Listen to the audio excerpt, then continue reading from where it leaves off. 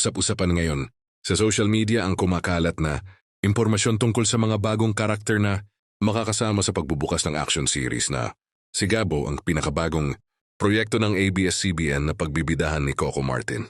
Yunin sa mga source at kumakalat na posts online, unti-unti nang ipinapakilala ang mga karakter na magpapainit sa kwento. Isa sa pinaka-pinag-uusapan ay ang pagpasok ng veteranong aktor na si Gardo Versosa. Sa impormasyong ibinahagi, hindi ito simpleng poster reveal kundi bahagi umano ng mas malalim na pagpapakilala sa mga karakter na may malaking papel sa serye. Inaasahang magiging isa siyang mabigat na kontrabida na magdadagdag ng tensyon sa istorya. Samantala, tampok din si Cedric Juan na inilalarawan bilang main antagonist.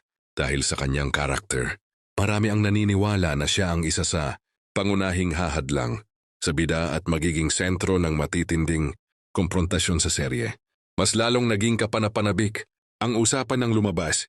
Ang detalye din na ang mga karakter na ito ay magsisilbing dagdag puwersa na magpapasikip sa mundo ni Gadi, ang karakter na gagampanan ni Coco Martin.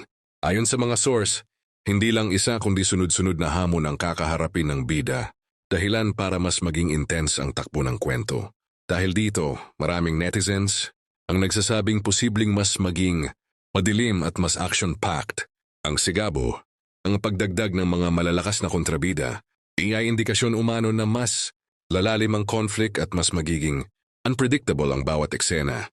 Sa mga ngayon patuloy pa rin ang paglabas ng impormasyon mula sa iba't ibang source, kaya naman lalong umiinit ang usapan online.